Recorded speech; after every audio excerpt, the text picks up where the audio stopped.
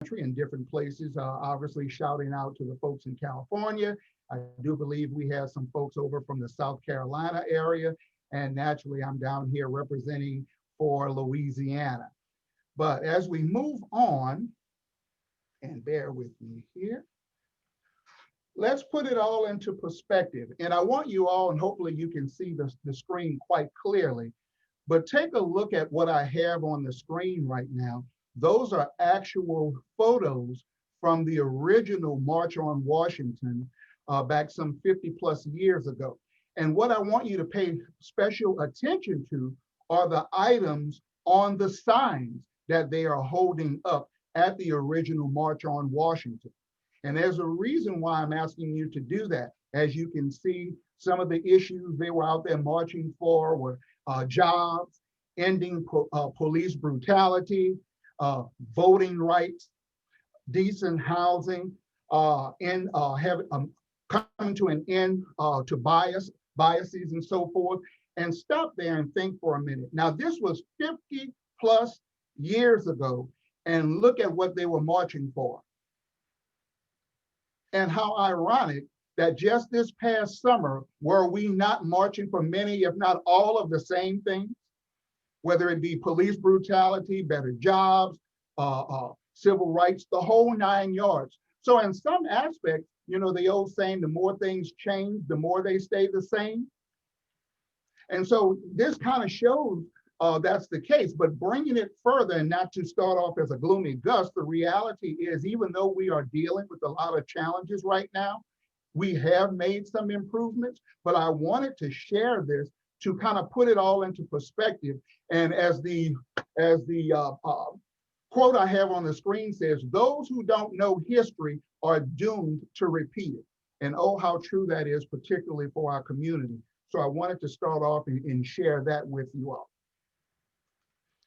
So now, as we're talking about civil rights versus civil rights, let's start with some facts. We know over the last 4 years, we've been accustomed to hearing a lot of misinformation, otherwise known as fake news. Okay, well let's address that and uncover some of the myths that are out there as it relates from a financial standpoint. And as we go through the presentation, we will see the linkage between civil rights and civil rights in a minute. So I like to get feedback, so please utilize your chat. And if you're brave enough to come on screen and raise your hand and want to input some of this, this is fine as well. But let's start with this. You know, oftentimes we have some misconceptions as to net worth in this country and the differences. Again, we're talking about the wealth gap, right? Well, in order to properly talk about the wealth gap between the white community and the Black community, we have to make sure we know the facts. So my first question, anybody can jump in, you can put it in the chat, you can raise your hand and I'll try to call you up on the screen. Anyone want to take a guess at what the median net worth, and by the way, just to clarify, net worth is to add up all of your assets and subtract your liabilities, and the result, and hopefully it's a positive one, equals your net worth. So anyone want to take a guess at what the median net worth of white families is in America right now? Anybody want to take a guess at that? And you can type it in on the chat, or you can raise your hand and I'll call on you. So I'll repeat the question again. Anybody want to take a guess at what the median net worth of white families is in America today?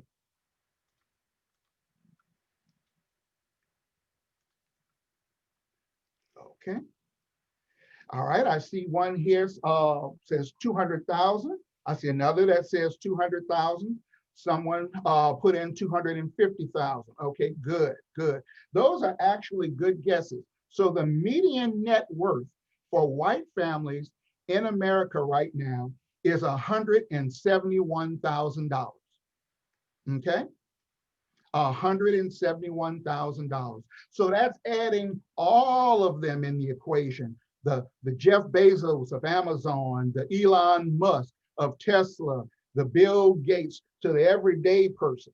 When you put all of that in the hat together, the median net worth for white families is only $171,000. Now, you know I'm not going to stop there. So here's my next question. What do you think is the median net worth of Black families in America right now? And you can type it in the chat room as well.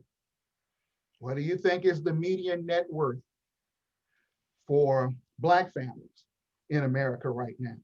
Okay, I see 75,000, I see 45,000, I see 65,000. See some good guesses there.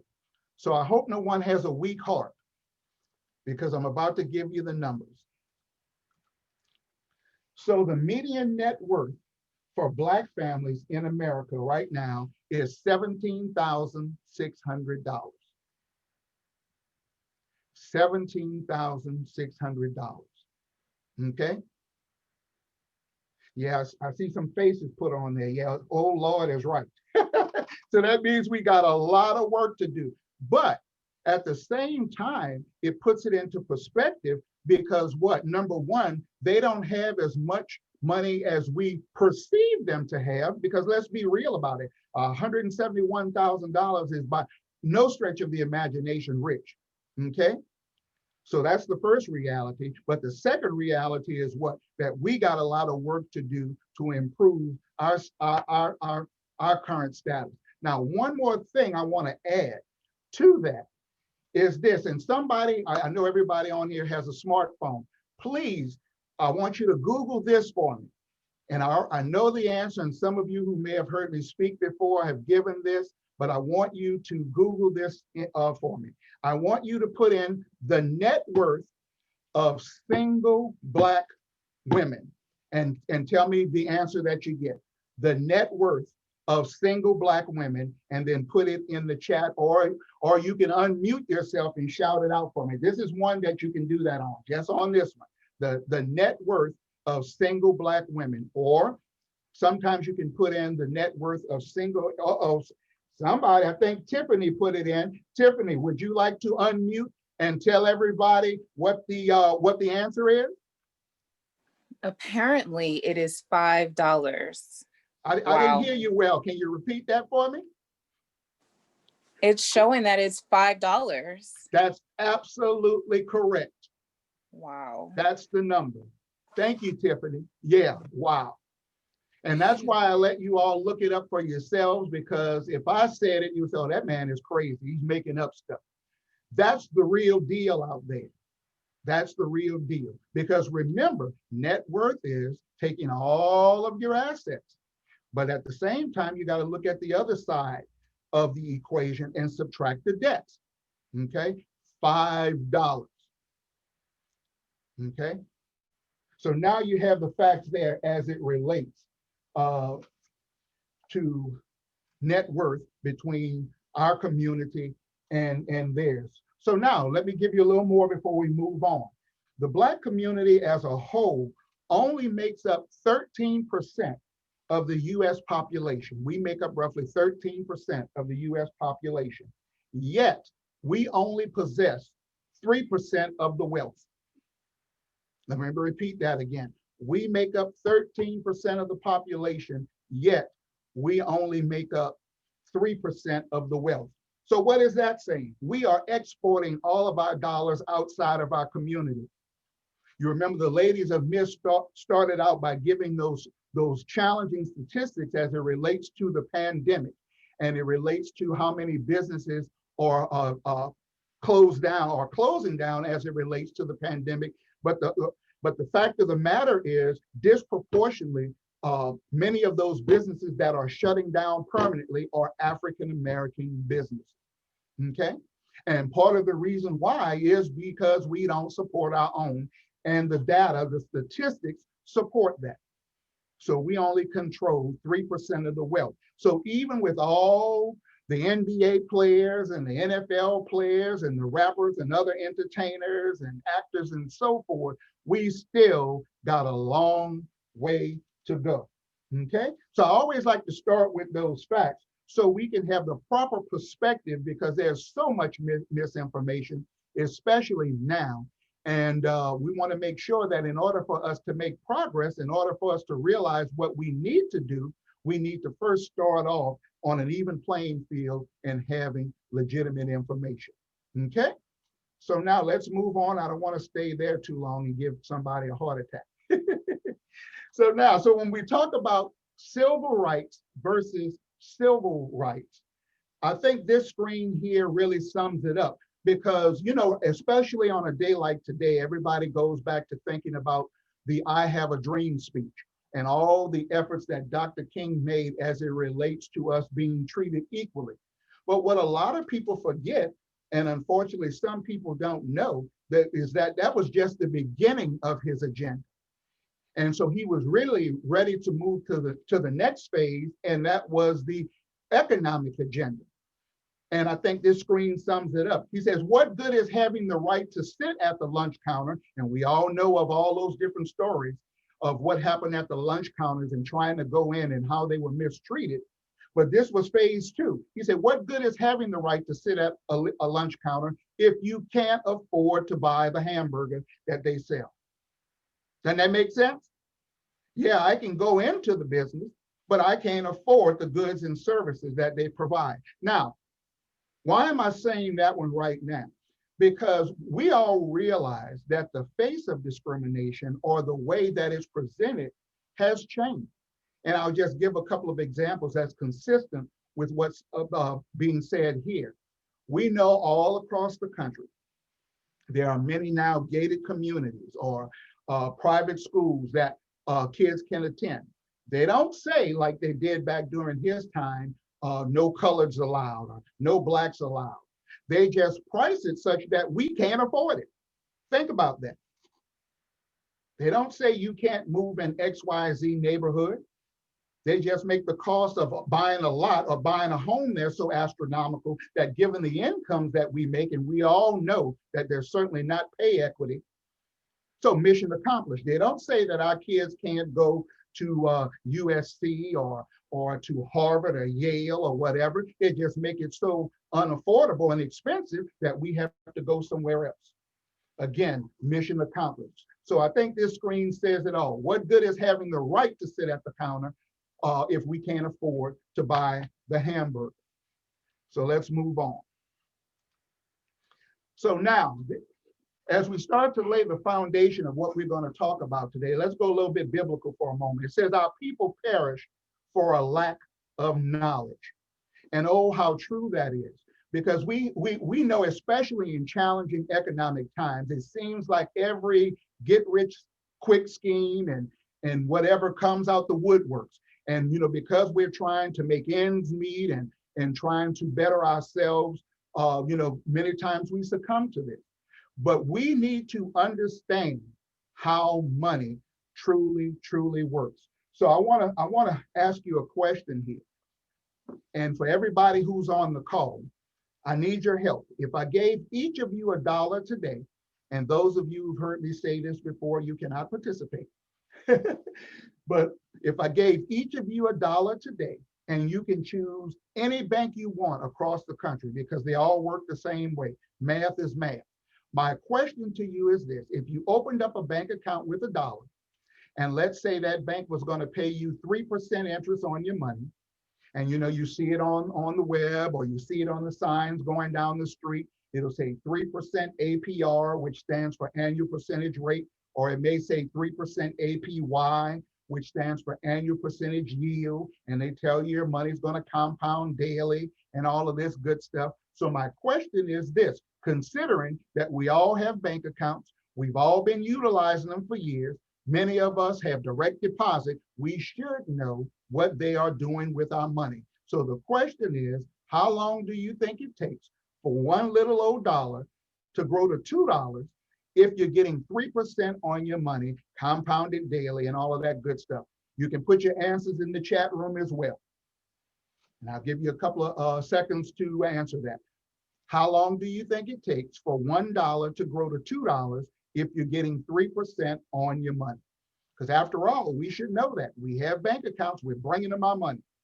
Okay, I see one answer that says 10 years. Anybody else? For $1 to grow to $2 if you're getting 3% on your money. I should see a whole bunch of answers on there because we all got bank accounts.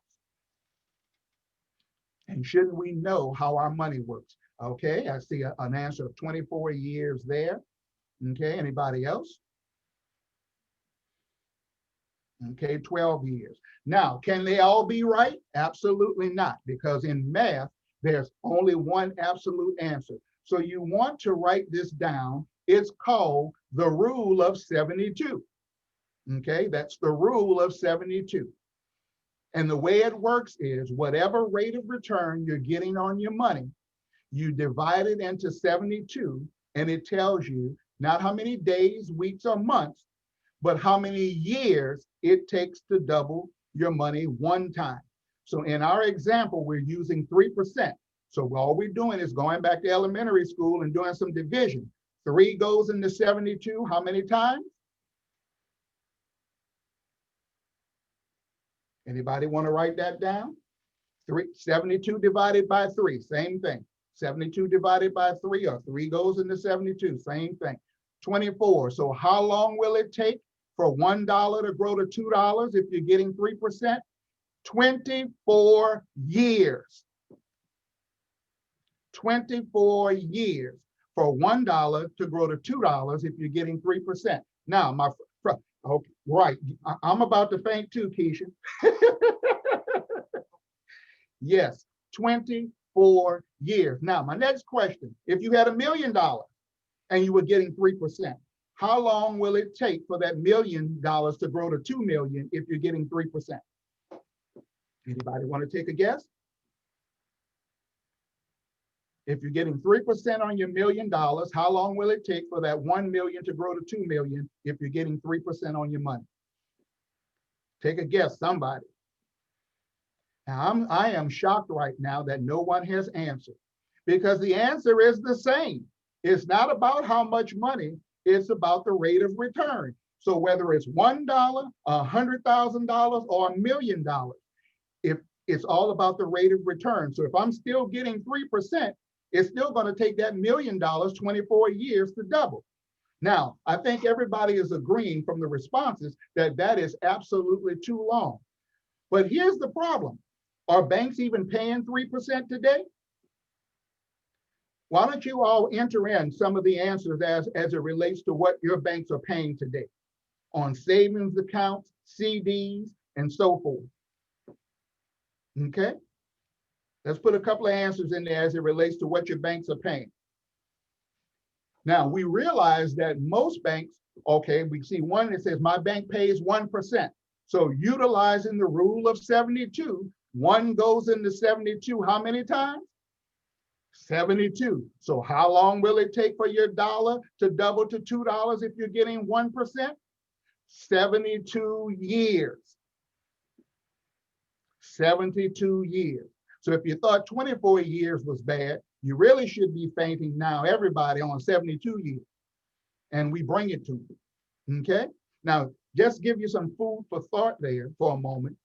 Think for a moment as to the interest rates that you're paying these same banks on your credit cards.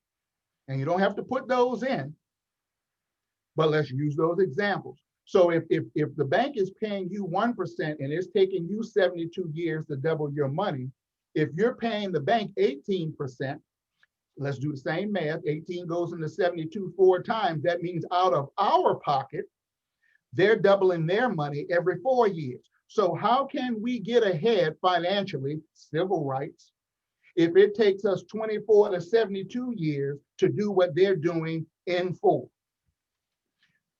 That's why I titled this slide, Our People Perish Financially for Lack of Knowledge. That's why our wealth is so small, because we are literally exporting it every single day out of our communities. Okay? Now, to help you out in looking at that at different rates of return, I have a slide up here that will show you the difference, because we're leading to something here. The rule of 72, and it shows here, starting with the same amount of money in this example, $10,000, over the same amount of time, 48 years, but look at the difference in the end result when you get a better return. The difference between 1.5% to 3% to 6 to all the way to 12. Okay, that's real. So make sure after our presentation today, you understand, or remember, I should say, the rule of 72, which explains how money works. And it always applies. So it's not like, oh, well, this is different over here. Math is math. There's only one orange person on this planet that would probably disagree with this. And we know he's an idiot, but only has 2 days left, but I'll leave that alone. So, okay, so remember the rule of 72, you see the slide there and you see the difference in the end result. Now, before I move on, I want you to take a look at that last line and look at the difference in those end result numbers as we start to talk about some of our goals and things we all outline and say that we want to achieve, okay? So now, we all say we want to accumulate wealth, you know, but think about it. Wealth is not about having a lot of money. It's about having a lot of options. We all can name a lot of people, popular or celebrities or otherwise, that have had a lot of money, but still didn't know what to do with it. MC Hammer had a lot of money. And talk about you can't touch that. You can touch him now. I'm sorry. I was trying to use an example from the West Coast. But it's true. It's about having options. You'll see on the screen, I have a few things that say, do you know your retirement price tag? This is very, very important because for too long, especially for the current generations and say maybe going back to the baby boomers, we always were under the impression, oh, when I reach age 65, or, oh, when I put in my 30 years, I'm going to retire. That's the biggest lie ever told. Because if I'm 95 and broke, I'll be working. Okay, if I'm 25 and have a few $1 million, I have the option to retire. So the question is, do you know your retirement price tag? People are living longer these days, and that's a good thing. But in America, do you really want to live longer if you don't have any money? Okay? Because think about it this way. If let's say you decide in retirement, oh, I need at least $50,000 a year in order to maintain the kind of lifestyle I want. Well, let's do some simple math. If I'm retired today, and just to make the math quick and simple, and I live for 20 years in retirement, well, 50,000 times 20 means I need at least $1 million. And that's not even counting taxes and inflation. So the question is, do you know your price tag? Okay. Next, for those who may have kids or grandkids, have you planned for the future cost of college? We know these days, unfortunately, college tuition is as much as some of our parents or grandparents paid for their homes. And right now, we know when President-elect Biden comes in, we're trying to get some type of student loan debt relief because of this here, because of the skyrocketing cost of college. And the other side of that equation, because too many people are grossly underprepared or unprepared completely. By the way, on a national level, college tuitions have been increasing at a clip of about 9% per year. Let's go back to that rule of 72 again. If tuition is going up at 9%, 9 goes into 72, what? 8 times. That means conceivably every 8 years, tuition is doubling. What are we doing to prepare for that? I tell my clients all the time, it's much easier to pay for the kids' college starting from the day they're born than the 4 years that while they're in school. That 18-year plan is much better than that 4-year plan. Again, provided you have those monies in the right place, which we're going to get to in a minute. The last thing I'll mention on this slide here also is, have you planned for healthcare costs in retirement? Many studies have shown that in the last 10 years of our lives on this earth, the accumulated or combined monies that we will spend on healthcare costs is more than all the other years combined. Think about that.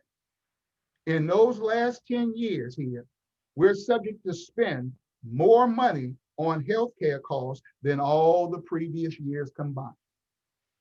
Okay? And let's not even talk about what we're dealing with now with COVID, and so forth. And unfortunately, it's not going to be pretty when those bills start coming in as it relates to those stays in the hospitals, because there's been a battle going on, an ongoing battle as to, what's going to happen to folks when they get out and recover from COVID and so forth, because some insurance companies say they're going to cover it, others said they are not. There has been no uniform game plan. And what do you do? And let's not talk about in the case of married couples where one becomes ill or incapacitated where they can't stay at home anymore, but then you're expected for them to go into a nursing home, and you have to pay for that out of pocket or spend down the assets you have before you can qualify for any type of state assistance. And I can do a whole presentation on that, but I just want to plant a seed today of some of the things that we have to think about when we're talking about creating wealth. So let's move on. So on this screen here, we're going to talk about building generational wealth. And if I had $1 for every time I heard somebody on social media talking about generational wealth, I'd probably have more money than Jeff Bezos. We know all the catchy phrases. It sounds good to the ear. But are we, as the saying goes, we're talking the talk, but are we truly walking the walk? What actions are we taking to truly create generational wealth? And I put a couple of things up here on the screen that I thought was kind of insightful as it relates to the differences in philosophies and lifestyles, folks with money and folks without money. Now, while we're on that screen and that's kind of sinking in, and we're talking about building generational wealth, one of the things that's truly, truly critical, and I can't tell you, I probably have about a half a dozen cases that I'm working on right now with families where estate planning, well, there was no plan. And as a result of that, there's a whole lot of family mess. We know in our community, our folks, oh, we don't want to talk about death. Oh, you're trying to put me in the ground and all of that. But the reality is we all know we're going to leave here. It's a question of when, not if. And the thing is, when we do leave here, do we want to make sure that our assets go to our family, or do we want it tied up for years in the courts, or do we want it lost in the courts because nobody wants to step up and handle it? There's more wealth lost in our communities due to lack of planning than anything else. And I can give a couple of examples. I can't tell you how many times I've seen that there's the family home that's been inherited from mama or daddy, and you may have 5 siblings. Okay, well, who's going to get it? Certainly not all 5 are going to live in that house. Is there a will? Because a will, I tell folks all the time, let them be mad at the person in the ground and not each other, because they have to honor the wishes of what you put in the will. If you don't have a will, it's called you are dying intestate, which means that the courts decide who gets what and how. Okay? And let me give you a little bit of trivia here. You ever notice that very wealthy people, when they travel across the world, that husband and wives very seldom fly on the same plane? I mean, unless they're in their own private plane. Do you know the reason why they do that? The reason why is this. So I'll give you both sides of it. So let's say you and your spouse are traveling in the car, and we're assuming in this example here that you don't have a will. Because see, we automatically assume, well, something happens to me, it's going to automatically go to my spouse and all of that. That is not always the case. Okay? Depending on what state you're in and depending on what the laws are, whether it's a community property state, an equitable distribution state, and so forth, there's all different types of variations. And too many times we lose stuff because what we thought or somebody told me and so forth. So back to my example. So let's say you and your spouse are driving in the car, neither of you have a will, and unfortunately you get into a car accident and both of you die. Okay? And let's say for the sake of this example, you don't have any children.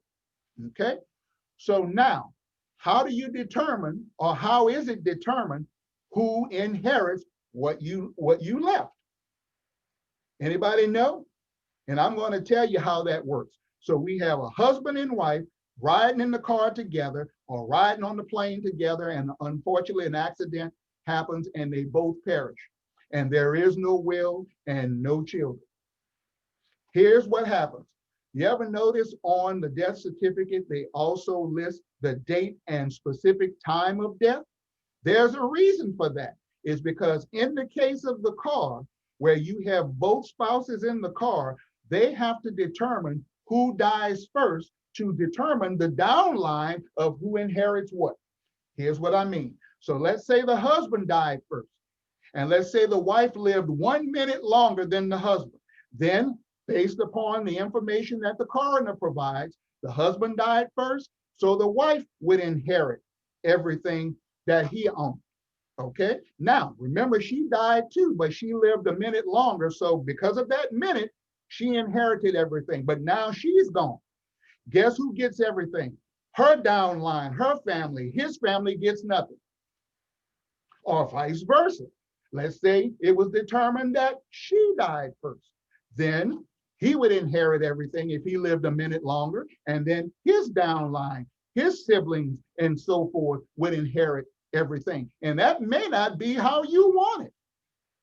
The easiest way to deal with that is to put it in writing, have a will, go to a qualified expert, and make sure that will is in good standing, and make sure that you understand what's there. The last thing I'll mention on that is this: there are some assets that do not belong in a will. Any account where you can specify a beneficiary does not belong in a will. And if you're dealing with a legal professional that tells you to put the life insurance in the will, or your pension in the will, or your retirement in the will, run in the other direction, because they don't know the law.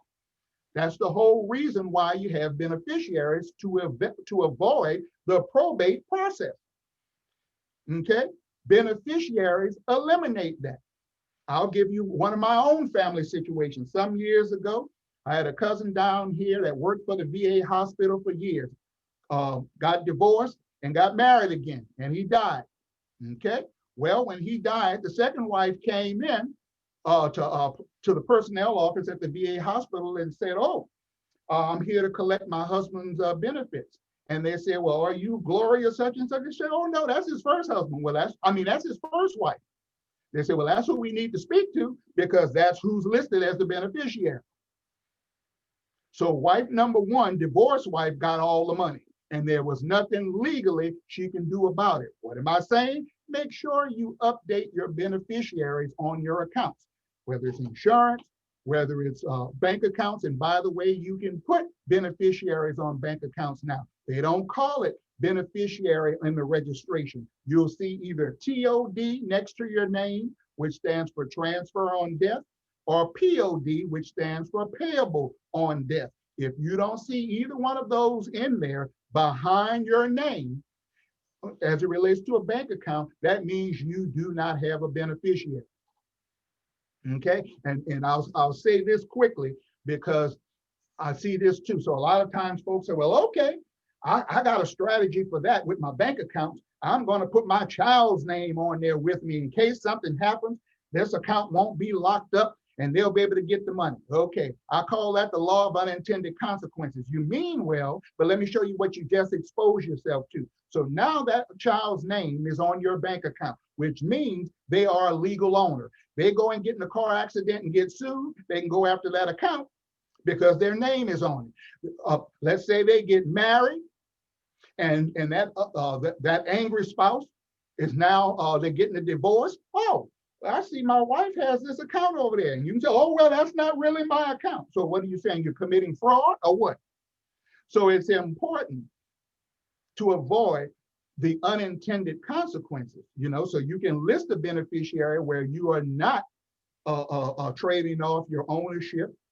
You can do powers of attorney. There are so many different other strategies. Bottom line is estate planning is critical. Okay, and so we don't have a lot of time today to get on that. Moving on, we must learn how to invest. If the rule of 72 has taught us nothing else, it helps us to realize that if we keep doing in the future the same things we've been doing, then guess what? We're going to continue to get the same results. Which means we've got to do better. We've got to learn how to get our money working for us, okay? And so I'll mention this before I move to the next slide here. When we're talking about investing, and we can do a whole nother session on this, we realize that companies are in business to do one thing, and I never get a wrong answer, and that's what? To make money. If that means they have to raise prices, we know they'll do that. If that means they have to cut expenses by laying off folks, you know, the last hired, first fired, y'all know who that usually is, okay? All right, so now, if that's what they have to do to make more money, we know they do that. Now, the other reality is this: 70 to 80% of the dollars we work for every day goes right back to these companies for the products and services we need to live every day. So when I get pushback or feedback from folks, oh, I don't know about the stock market, oh, I don't know about investing in this, it's too risky and all of that. Yet, remember the statistics?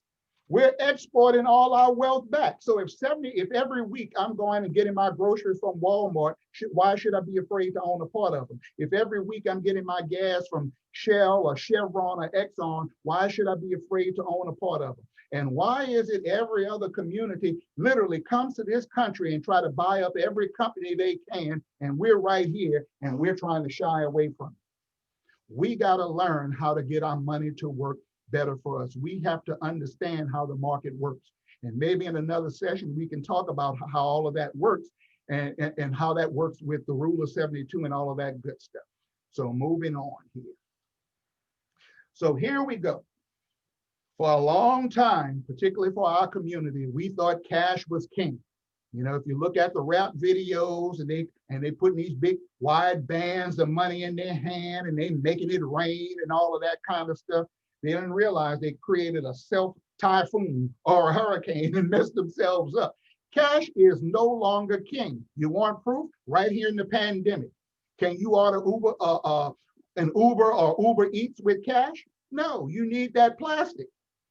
And more, we are becoming a cashless society. Okay? We are becoming more and more a cashless society. That's why you see on TV every day and online all these different apps and so-called banks for this, that, and the other, because cash is not the thing anymore as the tool to utilize. And especially now, do you want to be touching the cash?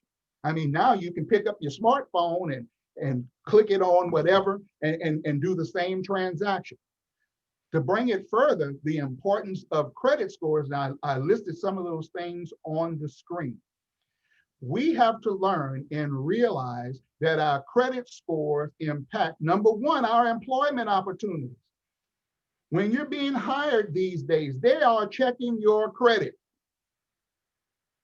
because they're looking at your character. They don't want you in there working on the clock, getting phone calls from debt collectors, changing your voice and all of that kind of stuff. Say, oh, I don't know who that is. I see somebody laughing. You know, so that impacts your employment opportunities.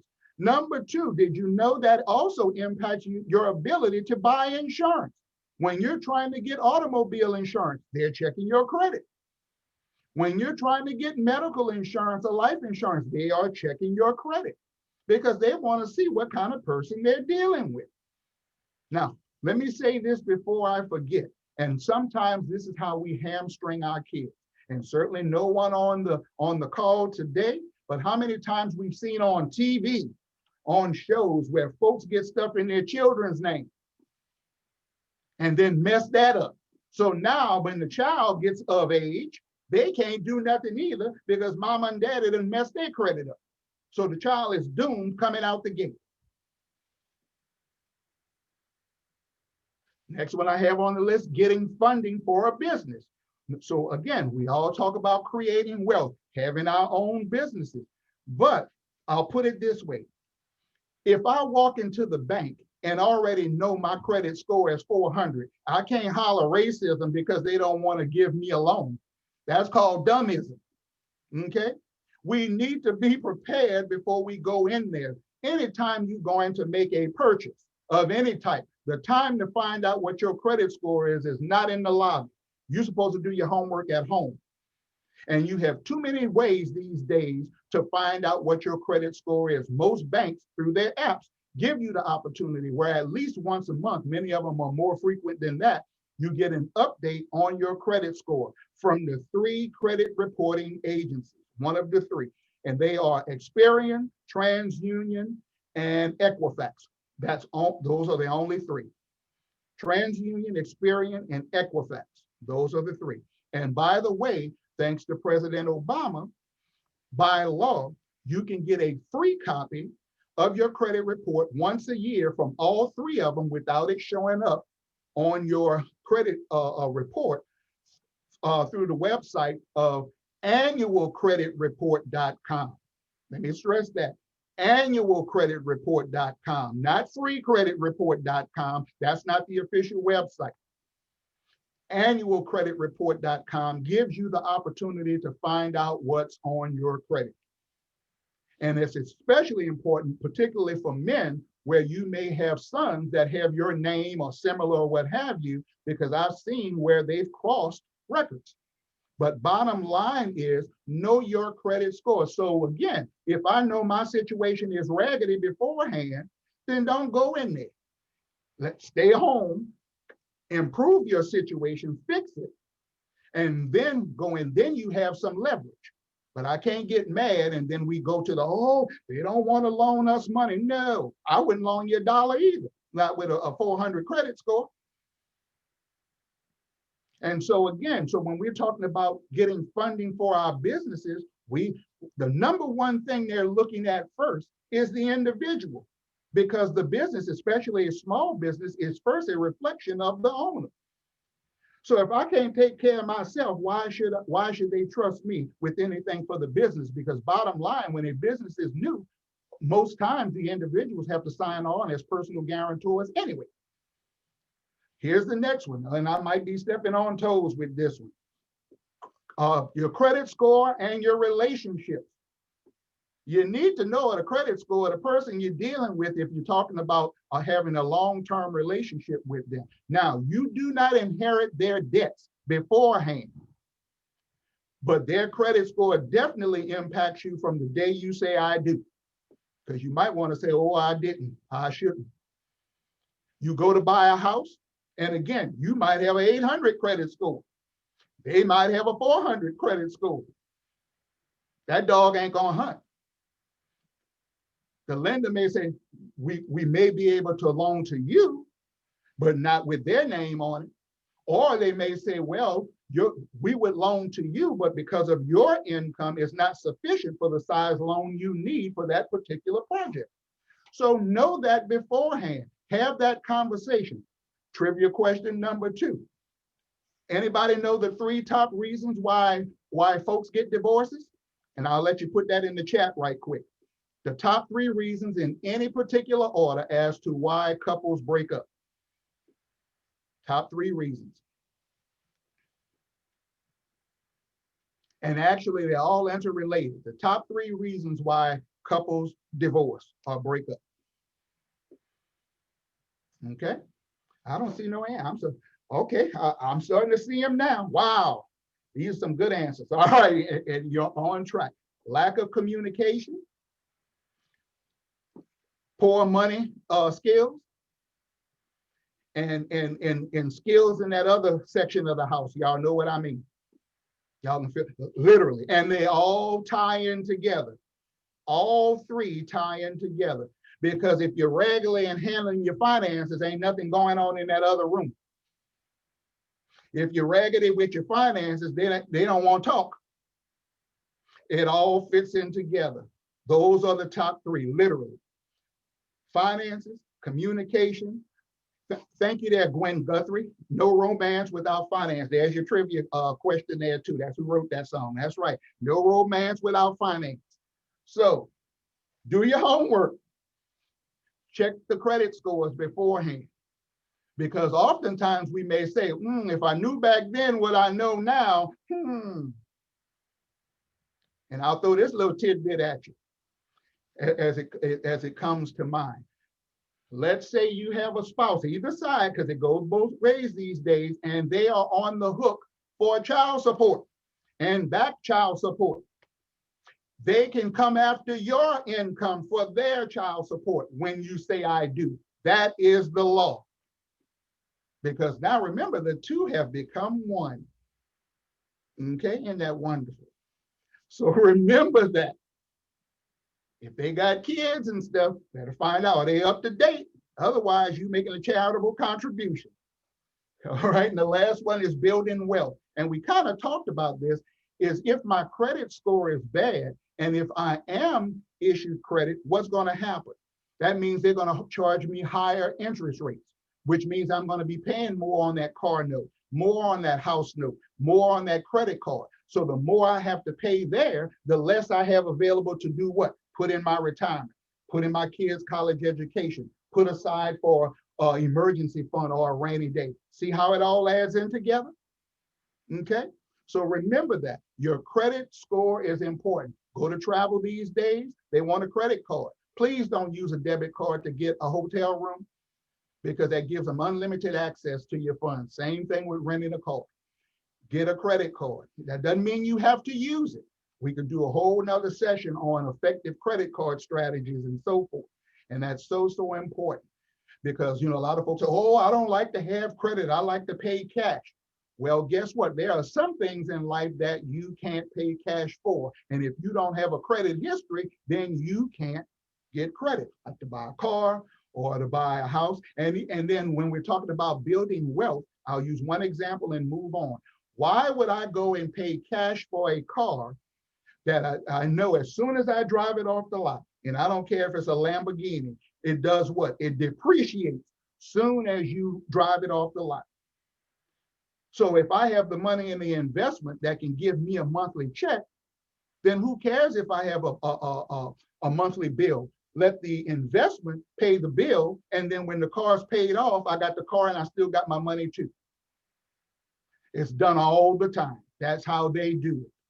And we wonder, well, how do they keep changing and doing all? Because they're letting their money work for them. It's like having an apple tree in the backyard, and you say, oh, I'm hungry.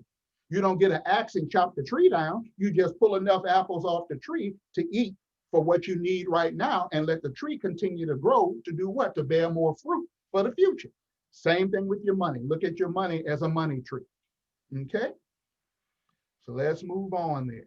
So with that, that brings us to questions and answers. So I know I've thrown a lot at you and so forth. So we're going to open up the chat there for you to ask me any questions regarding anything that we've covered, or perhaps something that we haven't. At the same time, you'll see on the screen, because given the time that we have here, we obviously couldn't cover everything, but please take advantage. We have a website with a financial video library that is free and available to you. If any of you want to reach out directly, you can utilize the second link and send me an email or your contact information. But knowledge is power. Arm yourself, educate yourself so that you can make better financial decisions. It does you no good to find out after you've done the purchase and realize, oh, I should have done that, or had I known that. We got to do it beforehand. What good is buying car insurance after the wreck? Nobody's going to cover that. Okay, so I do see a question in there, and you all can start adding them into what's a good percentage to put towards your 401k, regular savings, and then paying down debt. That's a whole lot of questions in one there. As it relates to a good percentage, it really is relative to what your income is and what your expenses are. I say at a bare minimum, if you work at a company where they do a match, then in no way, shape, or form should you be contributing less in percentage than the percentage of the match. In other words, if the company says, oh, well, we're going to match the first 5% and you doing 3%, well, you leaving money on the table. So at a minimum, you should always be contributing on a company's 401k or 403b, depending on what sector you work in. At a minimum, you should be contributing at least at the level of the percentage of what the match is. As it relates to regular savings and so forth, let's talk about that for a quick second. There is a big difference between saving and investing. They are not the same thing. Okay. And contrary to the commercials we see on TV, oh, this car is an investment. Lie. Oh, these clothes are an investment. Lie. Because again, in the true definition of investment, it has to have the ability to do what? Appreciate as well as depreciate. And if all it's doing is taking a nosedive off the cliff, then it's not an investment. Okay. So when we talk about savings, that's where the bank comes in for your checking, makes it easy to pay bills and manage your resource, and for an emergency fund. The goal is not to get a high return there. The goal is what? Access in the event an emergency comes up. And no, attending Essence Festival in 2022 is not considered an emergency. Okay. Sorry, Amanda. But anyway, just kidding. So seriously, emergencies come up. Let's say you're sick, let's say whatever, comes up. You should not have to go to your 401k for an emergency. That's the kiss of death. And that's why, and I see people do that all the time, they're going and making loans against their 401k to buy a freezer or to go on a vacation. You are shooting yourself in the foot. First of all, you're paying penalties on it, you're paying taxes on it, and more importantly, you are robbing your future. Okay? Retirement plans are for just that, retirement. And if I don't have the money in ready savings or ready cash or whatever, then whatever it is I was going there to buy, then I shouldn't be buying it because I'm not ready. Just that simple. And as it relates to debt and so forth, again, we have to be honest with ourselves. And granted, there's a lot of things we want to have, but it's not everything that we need. So we got to first make sure we're taking care of the necessities. And then if there is anything discretionary left over, then we can try to get into the other areas. But of course, again, and you'll see how all of this ties together. If my credit score is good, then I can get lower interest rates on my credit cards.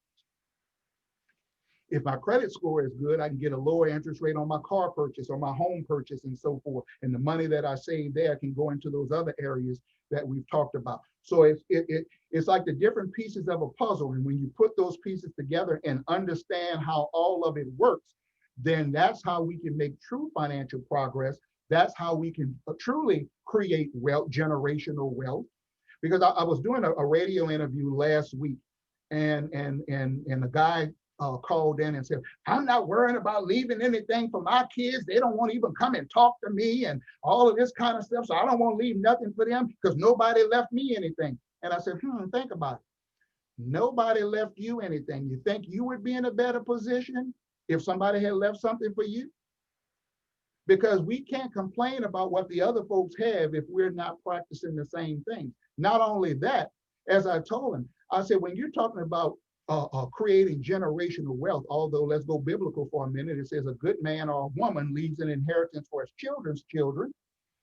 But even with that, I said, sir, I said, your issue is this. I said, you're so concentrated worrying about what you don't want to leave for your kids. I said, but for most folks, they don't even have enough for themselves. And I said, the number one benefit you can leave to your child is to be able to take care of yourself fully in retirement so that you don't create a burden for them. I see there's another question there, IRA brokerage versus traditional brokerage. Now, that's the same thing. So let's clarify that there are traditional IRAs, there are Roth IRAs. Okay, so it's not IRA versus traditional, it's traditional versus Roth. So it depends. The traditional IRA allows you to make contributions to a retirement account with pre-tax dollars, and you can get a tax write-off for that. And everybody says, yeah, I want that. Not so fast. Depending on your age, it may be more beneficial for you to contribute to a Roth IRA or a Roth 401k. No, you don't get the tax write-off up front. But when you get to retirement, the distributions come out income tax-free. Not only to you, but if you pass, it goes to the next generation tax-free as well. So don't let us not cut our nose off to spite our face in an effort to save a few tax dollars here and end up giving up a whole lot of tax dollars on the other end. So good question there. And I'll be more than happy to send you more information to clarify that. Just utilizing the TWA Connect link, put your information and email in there, and I can send you something on that because we don't have a lot of time. Next question, should you take a loan out of your 401k to buy a home or fix up your home? Fix up your home? Absolutely not. To buy a home, it depends. It depends because if you are under age 59 and a half, well, first of all, let me back up. I'm gonna get ahead of myself. Really, I should say absolutely not, in no way, shape, or form, because if I have to go to my retirement to buy the home, then that means I'm not ready. Okay. And remember, when you're going to qualify for this loan, they are looking at your financial statement. So they're not just looking at your credit score, they're also looking at your financial statement. Do you have an investment portfolio? Do you have a retirement portfolio? Do you have savings and emergencies? Because remember, the bank does not want that house. They want their money. Okay. And so really, if I have to go there for it, then that means I have not adequately prepared on the outside. But if you do, keep in mind that under current tax law, they will allow you up to a certain limit of monies that you can take out of 401k without penalty for a down payment. Notice I said without penalty. You still have to pay the tax. You still have to pay the tax. You can't get around that at all. Okay. I see another question here. Let's see, if the company has a permanent residence loan option for your 401k, is that okay? Now, I'm not exactly familiar with that term, a permanent residence loan, so perhaps you can send me that offline and I can research it and make sure I give you right information. Like one of my old professors said, the mark of a scholar is not to know everything, but to know where to find it. And I don't want to give you some misinformation. So send that to me offline and I'll look it up and let you know. You know, there are different variations and options out there, but by and large, you should never want to tap your retirement account for anything else but retirement, unless it's an extreme emergency. You'll notice that they'll give you options, you know, like for first-time home buyer, for a certain portion for a down payment, for your kids for school. And the only reason they do that is because, like I alluded to earlier, so many people are grossly unprepared or underprepared. And then the third option is usually for health reasons and so forth. But other than that, you should not want to go to your retirement funds because, again, what's the old saying? Pay me now or pay me later. Yeah, I'm taking it all out now, but then the time clock is still moving. I'm still getting towards that retirement age. And now I'm ready to retire. But then when I look at my accounts, I realize that I don't have enough money. And that, unfortunately, is one of the biggest trends that I've seen in this country over the last 7 to 10 years, particularly for our community, because folks will come out the door kicking like Rambo. I'm retiring. And within 2 years have to go back to work because they didn't run the numbers. Remember I said earlier, running your retirement price tag. They did not realize how much money it takes. And let's not forget about inflation in taxes. So I hope I answered most of your questions. If not, you know, feel free to, you know, send me a message and so forth. And hopefully you all got something out of it. Thank you again for your time and attention. And I will turn it back over to the ladies of M.I.S.C. I believe Amanda will take it from here. Thank you again, everybody. Yes, yes, yes, yes, yes. Thank you so much for all of the valuable information. I hope that everyone took notes and, you know, chimed in and feel comfortable enough to reach out. Should you have any other additional questions that may not have been addressed, we do plan on doing more future presentations about finances in different areas. Like maybe next time we can dig more into investments. So if you're interested in that, please just let us know. Feel free to send us an email or hit us on our Facebook page and let us know. We want to thank you all for joining and taking lunch with us, as I know some people are working. And just remember to like our page, follow us, and shop M.I.S.C ChFEBFinc.com, where you can browse our store for items that we actually created exclusive to our brand to help us get into our physical space. That is the ultimate goal, so that we can continue to help build a stronger community through education and supporting various businesses in our area. So we thank you. We are humble. And thank you again, Mr. Ricardo, for your time and your valuable information. And Ava, Michelle, did you have anything you want to say? No, you handled it all. Thank you so much, Ricardo. Thank you, everybody, for joining us today. And we look forward to you participating in our future events. And be well. Thank you. Bye, everybody. Enjoy the rest of your days.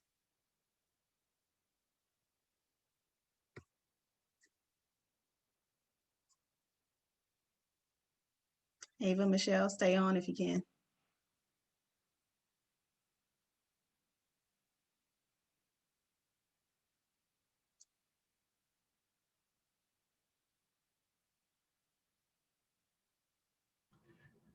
And Dennis, you cheated. You knew the answer to the rule of 72. Right. My daddy knew. I was like, he already know that. He already knew that. Ava, you on mute. Beauty. Why you on mute, girl? There you go. My bad. Sorry. The bottom bar covers the mute. Yeah. I think Michelle might have had to go back to work. Yeah, I know she was at work. We'll so just she had to fill her hop off. in. Yeah. That was amazing, Ricardo. You're just amazing. I just want your brain. Tap it into mine. I'll be like a superhuman. Thank you. Thank you. It's a lot of information. And I mean, it's stuff that we all deal with every day in some form or fashion. And unfortunately, like I said earlier, there's a lot of misinformation out there. Yes. And, when we learn better, then we can do better. Right. Yes.